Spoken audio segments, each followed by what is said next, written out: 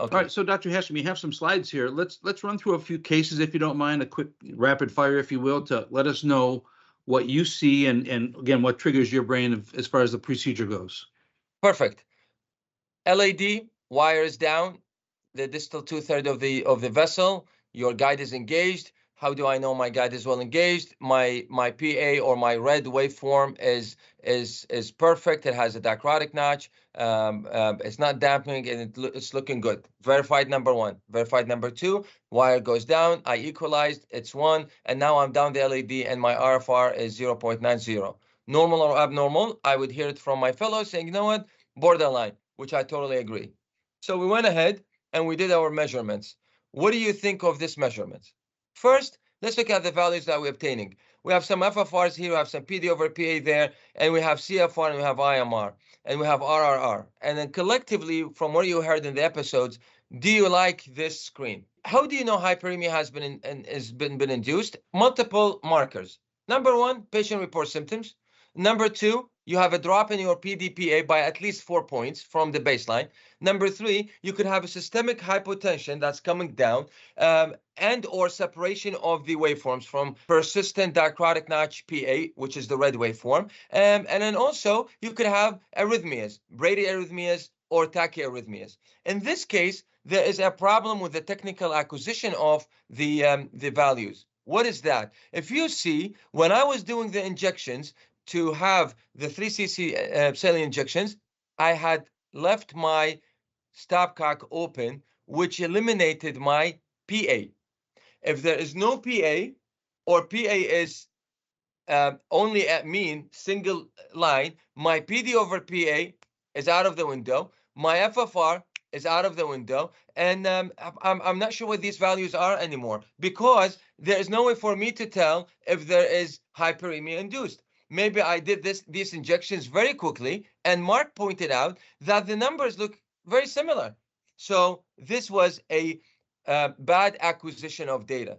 As much as it looks like in a different patients, oh, I have CFR of 1, and Hashim said if your FFR is not 1, then go to the normal CFFR, and it's 1.6, and it's still below 2, and my IMR corrected is 30. This patient has CMD, and more so, my RRR is 1.1.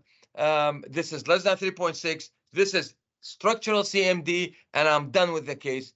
Please be sure that you are acquiring the data correctly. This data was not acquired in a proper way because the stopcock was open, and I don't know if I have achieved hyperemia or not. These injections, as far as I know, they were too quick right after you started this, and you have not allowed hyperemia to kick in.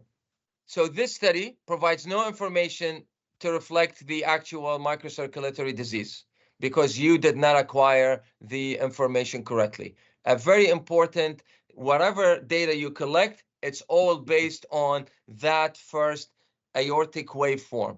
If you don't have that, everything goes down, because the PA, when you equalize, trying to teach the sensor what PA looks like, it's essential moving forward. It defines your hyperemia, it defines your PD over PA. Now, obviously, it does not define your CFR measurements, because that's all dependent on wire position, the forcefulness of injection, and obviously on the engagement of the guide. But you have to believe your data, to take that with a close to 100% certainty that you are giving a right diagnosis. You have to acquire a good technical clean study. This study is a bad representation of a good technical procedure. Case 2, RFR 0.84.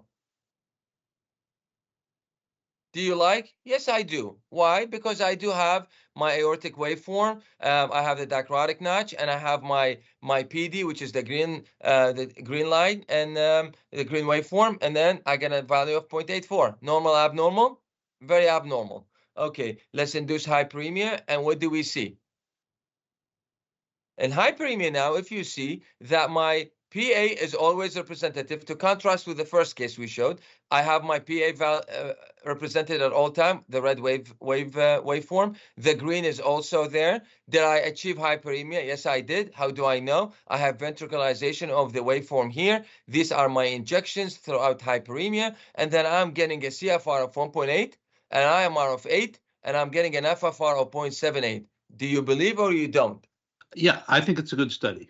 I think it's a good study too. Now the question is, your IMR is normal, corrected or non-corrected. Both are below 25, but your CFR, normalized CFR or not normalized CFR, it's low. Why this is low? It's low because your FFR is 0.75, your RFR is 0.84, so you have a flow limiting epicardial coronary artery disease. This was a case of an LAD with a 90% stenosis.